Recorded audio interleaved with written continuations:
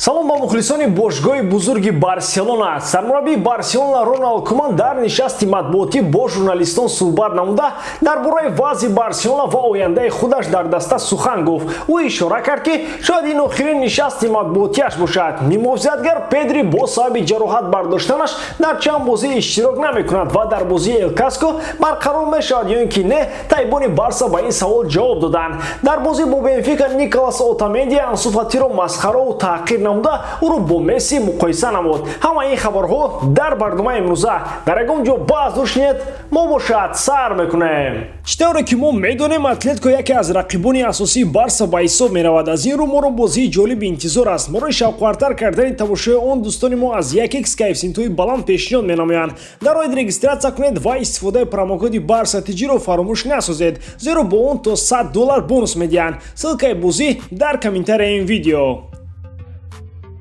Сармураббии Барселона Роналд Куман нишасти матбуотиашро бо суханони маъмулии ҳамкасбаш Луи ван Гал оғоз намуд. Рӯз ба хайр дӯстони азизам аз матбуот. Дар бораи истеъфоам гуфтаниям ки то ҳол ман сармураббии Барселона мебошам. Намехоҳам дар бораи муносибатҳоям бо Лапорта ҳарф занам, вале масъалаи истеъфоро мо бо ӯ муҳокима накардаем. Суханҳо дар ин бора дар расонаҳои хабарӣ зиёданд ва ман чашму гӯш дорам ва онҳоро мешунаваму мебинам. Ба ҳама маълум аст ки ман аз мейли зиёдам нисбати ин бошгоҳ дар ин ҷо қарор дорам. Мо корҳои зиёдеро ба анҷом расонидем, вале ҳоло вазъ хеле душвор аст. Ба саволи беҳтарин ва бадтарин лаҳзаҳоям дар ин бошгоҳ ҷавоб гуфтаниям, чаро ки шояд ин охирин нишасти матбуотиам бошад. Беҳтарин лаҳза рӯзи нахустини сармураббии Барселона гардиданам аст ва бадтаринаш бошад рӯзи рафтани Месси. Агар ман халтаи пул медоштам, Месси ҳоло дар Барселона мемонд ва ман ҳатто дигар бозингарони арзандаро барои бозӣ кардан дар Барселона меовардам. Аммо бо чунин ҳайати бозингарон ҳеҷ кас кафолат дода наметавонад ки ба ҷои ман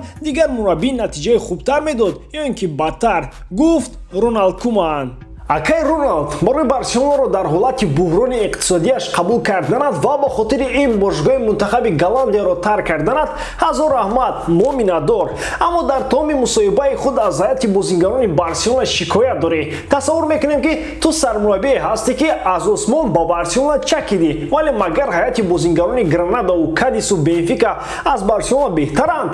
Бовари айни замон аз Барселона ҳамаҷониба пурзуртар аст ва ин далел баҳс надорад. Аммо се дастае ки ном бурдем, буҷаи солонааш нархи як гузариши Каутино мешавад. Агар Барселона халтаи пул медошту Месси дар Барселона мемонд, ба шумо ҷаноби Куман пулку як тараф, халтаи холиро ҳатто бовар намекарданд. Аз ҳамин бозингарони арзандаи овардаат, алки мо ба як хулосае омадем. Нимувзиятгари 18-солаи Барселона Педри бо сабаби лат бардоштани мушакҳои рони пояш на камтар аз 2-3 ҳафта дар бозиҳо ширкат карда наметавонад. Ҳамин тавр футболбоз дар се бозии ояндаи Барселона бо дастаи Атлетико 2 октябр, бо Валенсия 7 октябр ва бо Динамо Киев дар бозии гурӯҳи Лига Чемпионон аз иштирок маҳрум гашт.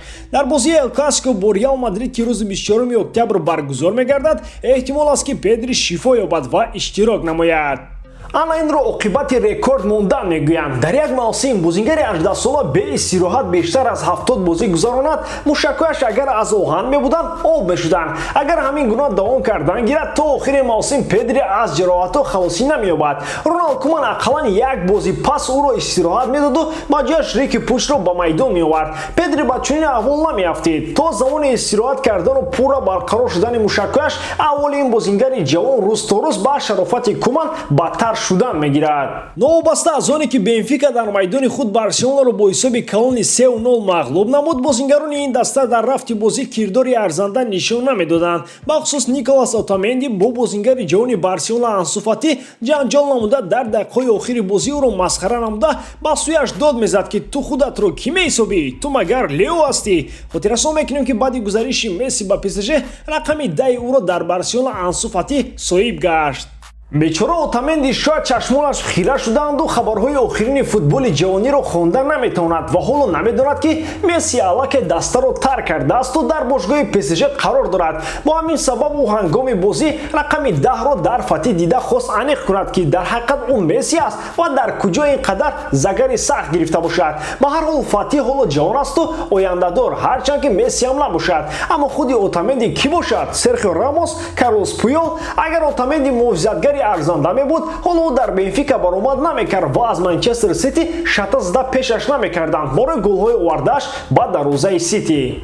ба ҳамин дӯстон, ин буд хабарҳои тару тоза дар бораи Барса. Имшаба бозиро бесаброна интизорем ва пагон насиб боз дар YouTube во мехонем. Бо шумо буд мисли ҳар вақта Муҳаммад Гаиров. Хай дар паноҳи Аллоҳ.